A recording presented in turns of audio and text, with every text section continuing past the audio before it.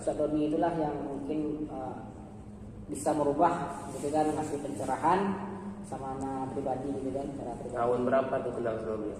Ustaz Doni itu pertama Warahmatullahi wabarakatuh. Apa kabar semuanya? Alhamdulillah bisa ketemu lagi dengan saya, dan kali ini kita akan kembali bincang-bincang dengan seorang abang sahabat yang dalam beberapa tahun ini sudah kenal dengan beliau. Beliau namanya Bang Detri, ya. Beliau ini sekarang aktif dan menjadi seorang ketua di komunitas Sahabat Hijrah di Pekanbaru. Oke, kali ini kita akan bincang-bincang, mencoba untuk mengambil makna, mengambil pelajaran dari perjalanan hidup beliau. Seperti biasanya, mudah-mudahan kita bisa mengambil pelajaran sama-sama dan juga bisa menjadi hikmah buat kita supaya kita bisa makin lebih baik. Kali ini kita akan bincang-bincang. Kita sapa dulu abang kita. Assalamualaikum bang. Waalaikumsalam warahmatullahi wabarakatuh. Masyaallah. Makasih bang udah berkenan untuk diajak sharing, diajak bincang-bincang di tengah kesibukan abang ya. Yang pertama yang pengen ditanya dulu, abang pertama kali merantau atau sampai tiba, abang nggak lahir di Pekanbaru ya? Bukan. Lahir di mana bang? Lahir di Solo. Solo, Sumatera Barat. Itu kampungnya ya? Iya, kampung. Kampung Solo, dan merantau ke Pekanbaru tahun tamat sekolah tahun 2006. 2006 ya, lulus SMA. STM. Oh ya, sama STM SMK ya. SMK. Saya 2006 itu masih kelas kelas 3, kelas 4 SD gitu. Jadi ya lumayan lah ya. Umurnya lumayan. Ya 2006 lulus STM itu, 2006 tuh pengen apa ke sini gitu? Bareng orang tua atau karena pengen merantau atau gimana? Jadi pas tamat sekolah itu di STM, jadi mungkin karena orang tua nggak mampu juga untuk kuliah kan, jadi nggak nyambung kuliah, mungkin langsung aja ke merantau ke Pekanbaru. Iya, yang ketujuh pun tak ada di Pekanbaru nih, cuma yang penting berangkat aja. pentingnya orang bilang kan prinsip merantau. Iya. Yang untuk merantau dulu kan gimana-gimananya kita jalani aja. 2006 pas sampai di Pekanbaru. 2006 sampai di Pekanbaru. Pas sampai pertama kali di Pekanbaru itu akhirnya apa kegiatan abang atau kerja pertama kali? Untuk sementara pas ini ada sih masih saudara jauh, jadi numpang sama beliau. Kemarin tinggalnya di daerah Tanjung Buru sana, di dekat Sungai Siak kan. Oh, wilayah pelabuhan Iya, ya. jadi otomatis namanya kita tamat STM sekolah gitu kan, kita cari kerja, antar lamaran di sini ke situ ke situ kan. Jadi kadang dari jalan Tanjung Buru sampai jalan ke Jalan Nangka, antar lamaran, ada yang masuk satu pun. Ya itu jalan kaki. Jalan kaki, Oh, jalan Masya Allah. kaki kemarin. Kalau Tanjung Buru ke Jalan Nangka itu tingkat Pekanbaru yang sangat panas. Ya itulah namanya kita cari kerjaan, kan orang baru kan jalan sini kan kadang tembus. Jadi singkat ceritanya karena nggak dapat kerjaan, itu kan dekat pelabuhan. Di pelabuhan itu kan ada orang bongkar muat barang. Iya. Nah, jadi otomatis karena sering gabung sama kawan-kawan di sana juga nongkrong-nongkrong, otomatis ikutlah daripada nggak ada uang kan. Jadi buruh lah kemarin tuh, buruh ngangkut muat dan ngangkut barang di pelabuhan. Ya di dekat sini buruh. Dan abang berarti sempat ngerasain juga ya gimana kehidupan pelabuhan ya? Iya, iyalah, kerasnya pelabuhan kayak gitu. Iya. Namanya jadi buruh ya kan. Iya. Dan memang cukup keras lah kalau kehidupan pelabuhan ya. Dan itu berapa tahun tuh bang?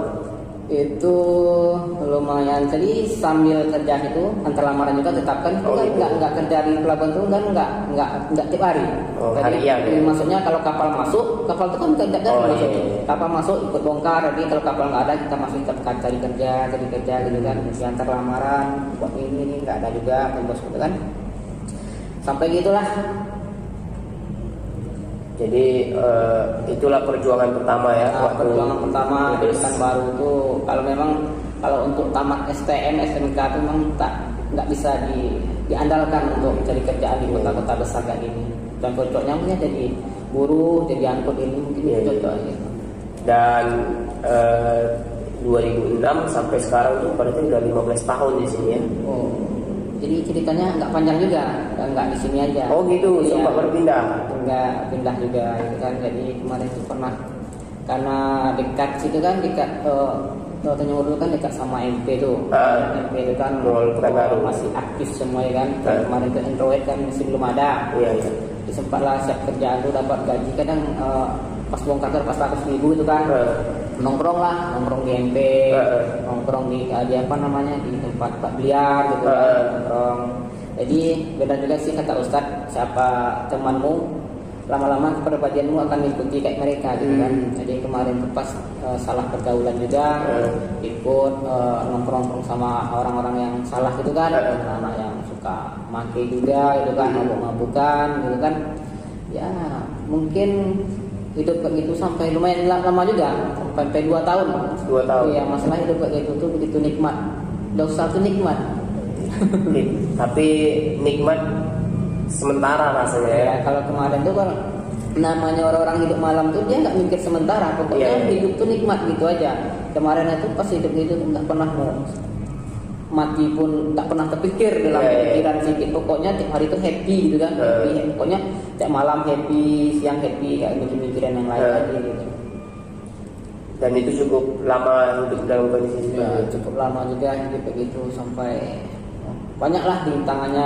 Itu kan udah nongkrong di sana, banyak juga kenal sama kawan-kawan, sempat juga apa namanya make pernah juga gitu kan, pernah minum-minum juga gitu kan.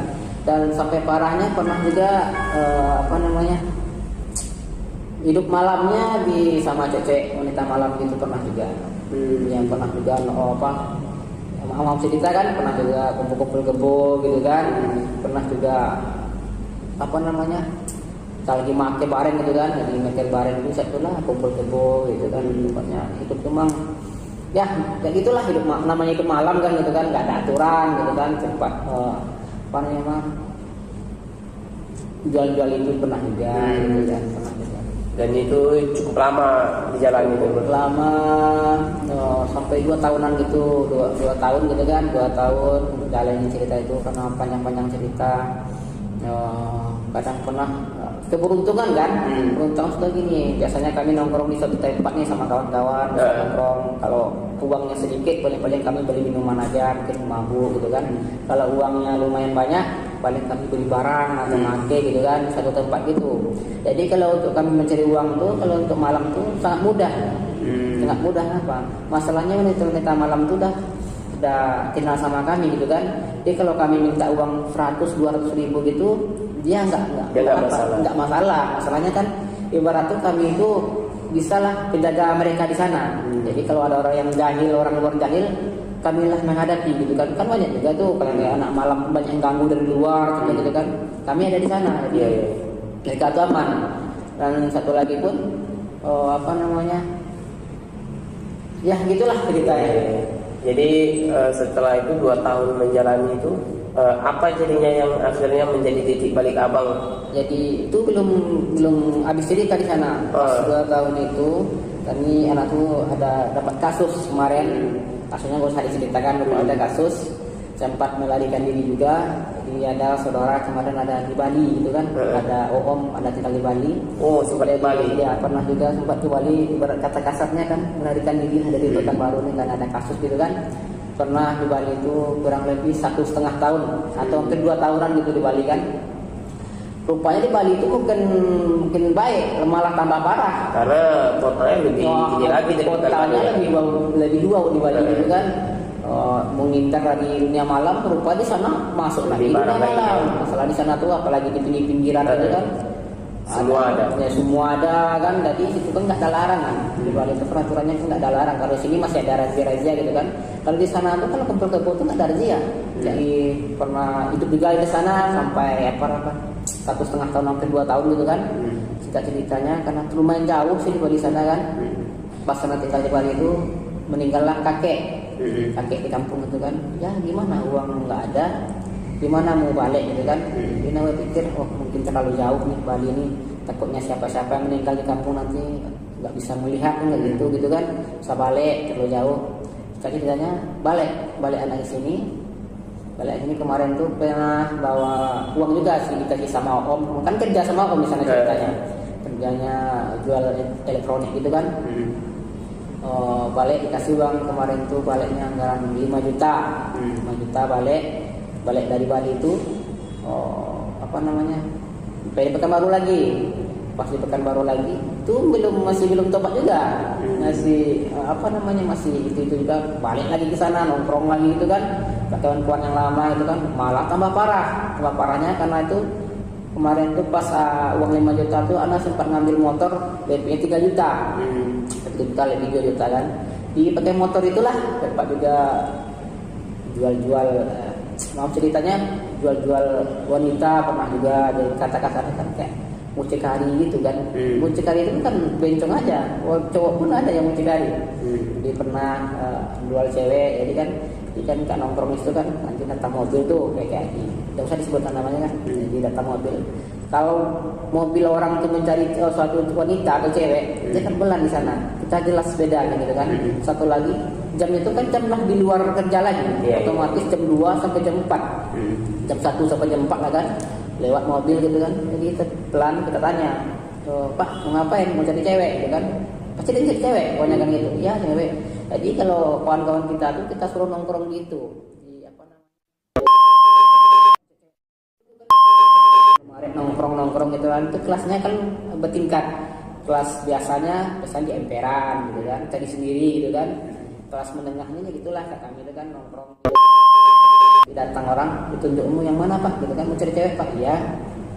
Mau yang mana? Ya cuma Bapak tuh yang baju merah gitu kan. Oke Pak, berapa? Kita kasih harganya itu antara 500-an Pak gitu kan. 500. Oh ya enggak apa-apa gitu kan. Ini Bapak mau bawa langsung atau kami yang antar gitu kan. Kalau memang bawa langsung. Kalau biasanya enggak usah, enggak dibawa langsungnya, antar aja gitu kan. Jadi cari uangnya dari Bapak tuh dapat, aneh yang antar cewek itu ke sana, ke hotel gitu kan. Antar cewek ke hotel, siap itu jemput. Kadang tunggu aja, karena sebentar gitu kan. Kadang tunggu, ntar lagi balik buat cewek lagi, dari cewek itu dapat juga uang, misalnya dari bapak itu 100.000, dari cewek itu 100.000, otomatis satu orang itu dapat 200.000. Andai kan 10 atau 5 orang atau malam berapa uang ya?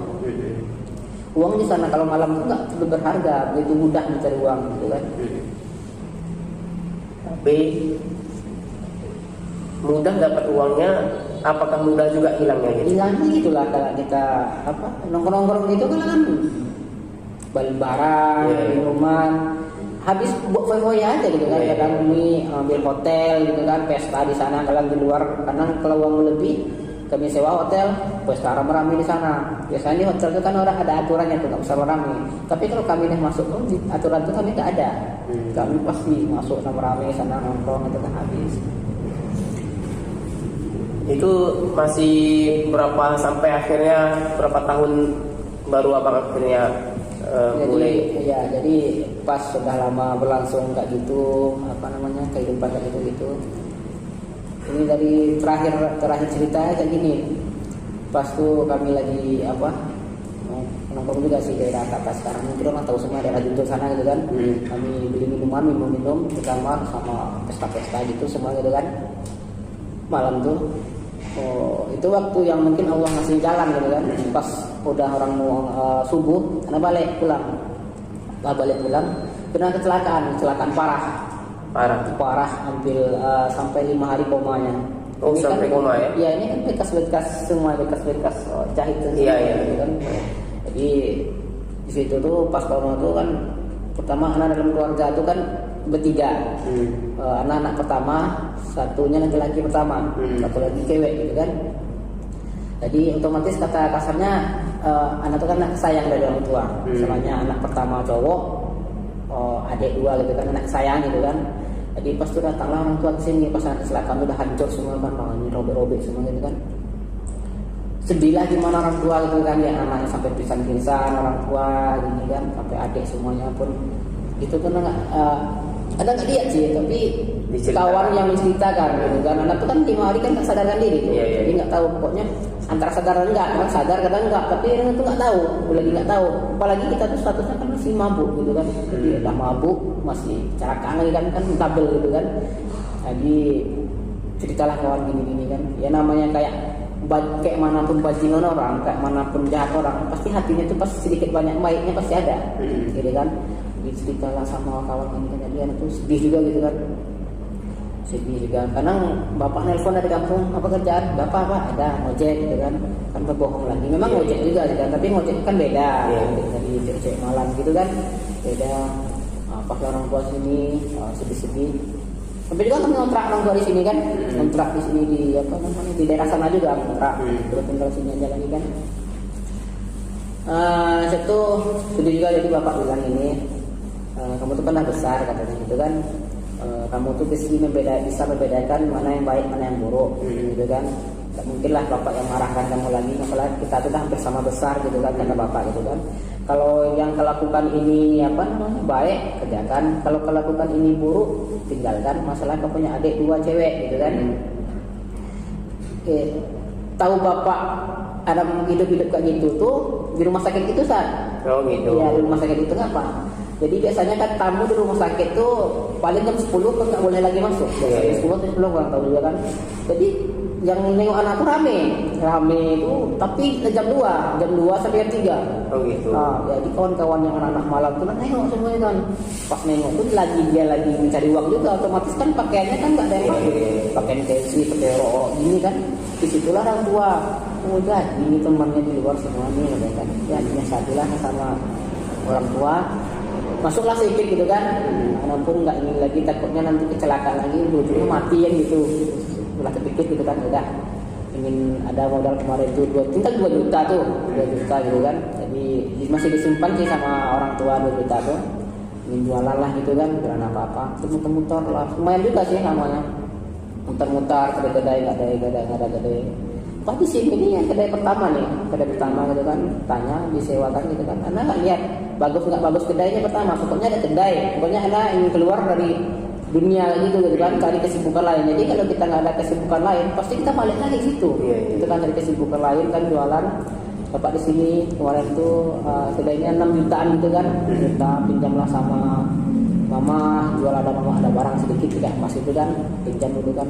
Dapat kemarin itu sampai 8 juta, bayar sewa kedai 6 juta, 2 juta belanja kan, modal. Jadi kemarin itu cuma karena anak memang hobi juga aksesoris gitu kan, ini kan aksesoris banyak di sini sampai sempat nyempat di sini belum pernah juga pakai anting, di sini kan 3 di sini kayak anak pang gitu kan. Ini masih ada bekasnya di sini, ada 3 pernah hidup lidah semuanya. Anak kemarin itu pernah di sana tuh buat tato juga kan, buat tato juga ini orang pasti sana tuh kan, di kan aksesoris tuh, aksesoris kayak gitu kan. Itu belum 100% berubah belum kan, cuma menghindari dari hidup yang terlalu fokus ke sana, cari celah-celah lain. Tapi kalau suatu kedai ke sana juga, masih ke sana juga, masalahnya agak susah kalau tinggal gitu kan, nongkrong kayak biasa aja. Kata orang sekarang kan silaturahmi lah sama kawan, tapi silaturahminya kan di kawan malam gitu kan, nongkrong gitu. Itu tahun berapa berarti mulai buka kedai? Tahun tuh katanya tuh anggaran tahun 2011 perasaan. 2011. Iya, 2011 buka kedai itu. Kemarin tuh buka kedai. Tapi ini sepi kan, nggak ada orang belanja kan, dia mau belanja. Jadi karena mama udah suruh ngontrak di sini, nggak suruh mama tinggal di sini. Sini aja lah tinggal mak gitu kan. Di kedai ini jaga-jaga gitu kan. Nanti pokoknya mak tuh kan mak sewa di sana, nggak bilang sewa di sini gitu kan. Di waktu itu tak belanjain gitu kan. Saya bilang kan kayak apa namanya kemarin juga ikut parkir juga nasar, parkir berapa 6 tanah itu parkir kan, dapat parkir 30.000 belanja kan. Oh jadi juru parkir ya? Iya juru parkir juga, banyak juga kerjaan lain gitu kan. Kalau masih ada pelabuhan di kapal tuh masih nampak yang nelfon bongkar sana lagi gitu kan. Pokoknya di mana masuk uang, tapi nggak kerja kayak di kantor-kantor tuh nggak ada, itu nggak ada, cuma kerja di lepas gitu kan. Lah di sini nongkrong sini. Tempat pas apa namanya, pas heboh geng motor ekstisi dulu, itu anak pernah ikut di dalam, ikut di dalam. Itu belum 100% belum berubah, ibaratnya belum berubah. Kawan-kawan yang di sana tuh masih di sini juga, di sana tahu kedai ada di sini, dia ke sini dia bawa minuman, mabuk lagi gitu kan, minum mabuk lagi, belum berubah kali. Jadi lama-lama dah mungkin kawan tuh kan ada jauh di sini kan, anak pun kurang respon juga sama mereka gitu kan, dia nggak sini lagi kadang-kadang karena sekali aja gitu kan. Jadi dah lanjut cerita, kenalah sama Ustaz Doni Putra. Ustaz Doni itulah yang mungkin bisa merubah gitu kan, ngasih pencerahan sama anak pribadi gitu kan, cara pribadi. Tahun berapa tuh kenal sama beliau? Ustaz Doni itu pertama hijrah itu lupa namanya, pokoknya tahun 2005, 2006. 16. Iya 2016. Kemarin Ustaz Doni pernah ngisi di masjid. Tapi untuk Jumat anak coba sholat Jumat di masjid kan dekat nih di belakang gitu kan. Kalau untuk sholat 5 waktu mungkin belum gitu kan, belum sana Jumat anak sholat gitu kan. Jadi pas sholat tuh ketika nampak lah Ustaz Doni, bukan sekali itu aja. Kemarin itu pernah kan nongkrong pergi kedai, tanya bang, kenalan gitu kan, Doni katanya, oke lah, iya bang gitu kan. Anak nggak tahu dia itu Ustaz, tanya kan, Ustaz Doni itu mana kayak Ustaz ya? Kayak anak gaul gitu kan pertama, pakai motor CB kemarin pertama kan. Beliau stylish lah. Iya, kan? jadi anak motor bang, iya bang gitu kan, biasa lah ikut gitu kan. Itulah sama kami yuk, mana gitu bang gitu kan. Touring kemana? Nantilah lihat dulu kalau ada waktu gitu kan. Ya nanti kabarin ya kan. Jadi pas Jumat, anak sholat Jumat, dipanggil sama pengumuman gitu kan. Dan isi Tasya Al-Mukarram Ustaz Doni Putra gitu kan. Naik beliau, kaget ada gitu kan. Orangnya Ustaznya mana? Apalagi gelarnya lumayan juga kan. Si Ilham gitu orang kan. Lu nggak yakin? Sama orang nggak nih bilang gitu kan. Pas siap Jumat, nah cari beliau. Apa Ustaz? Enggak, salah nih kan. Dia aku juga. Oh gitu. Iya, enggak bang, salah orang, salah nama tuh ganti aja ya. Itu kan. Kita tanya kan, penasaran kan? Tuh sebelah itu kan ada tukang jahit itu. Itu kan sering jahit baju itu kan. Ustaz abang tuh. Iya, coba lihat di TVRI Riau ada tuh kan. Penasaran kan, cari. TVRI Riau pas sore-sore itu kan bilang di situ. Rupanya dia Ustaz ini itu kenalan pertama sama Ustaz Doni kan. Yang keduanya diajak touring lagi karena anak dah kenal sama beliau. Ustaz ini bilang gitu kan. Bang, usah touring kita yuk. Touring pertama kemarin ke daerah Jawi sana, daerah daerah Sampang. Sampang dengan Jawi kan. Diundang resmi sama beliau. Undang resmi gini kan. Abang nanti leadernya katanya gitu kan. Undangan abang resmi gitu kan. Jam berapa kita berangkat kan? Jam subuh kita dah sampai di masjid Raya Anjur ya lah. Itulah subuh tuh Bang Prak dia bangun kan, usahakan sana kan ikut. Jadi pertama tuh ada serak sedikit, ada dapat rasa gitu kan. Jadi ini tuh apalagi Ustaz di sana atau tosiah gitu kan. Di sana tuh masih ada anak magang, mungkin anak magang, anak kuliah tuh magang nama itu. Ada anak kuliah ramai di sana kan. Jadi Ustaz tuh menceritakan masalah pemuda. Anak pemuda hijrah gitu kan. Anak KKN ya? Iya, anak KKN namanya gitu kan. Dapatlah rasanya gini kan. Jadi Ustaz ini enggak mau melepaskan, mungkin Ustaz tahu siapa anak gitu kan. Enggak mau melepaskan, langsung kedai lagi dia, nongkrong lagi, cerita tanya ini kan. Nah, itu lama-lama ikutlah sama namanya Hijrah Biker pertamanya. Hijrah Biker. Ya. Hijrah Biker pertama anak gabung tuh belum terbentuk kali sih, masih kumpul-kumpul, belum resmi komunitas, masih ngumpul-ngumpul. Kemarin kan isinya kan anak anur semua. Oh gitu. Ya, masih sepuh-sepuh itu bisa katakan nggak ada lagi, kayak ada Ustaz kita ada Ubay gitu kan. Lupa namanya, nggak ada lagi. Jadi terbentuklah, kami bentuklah apa sih Hijrah Biker ini gitu kan. Maksud kita lah Ustaz nih. Masalahnya Hijrah Biker ini kan kita berdakwahnya beda dari yang lain gitu kan. Kalau untuk berdakwah, ceramah-ceramah di dalam kota kan bisa dikatakan udah biasa. Udah biasa dalam kota tuh Ustaznya pun udah bisa dikatakan ilmu nggak diragukan lagi gitu kan. Ramai di kota gitu kan. Kita nggak mikir di desa, beda kampung sana gitu kan. Memang ada juga sih yang ceramah, tapi kan bisa bukan apa-apa kan, Ustaznya kan masih kelas biasa gitu kan, jarang-jarang. Iya, Ustaznya jarang-jarang gitu kan, satu lagi jarang kajian gitu kan.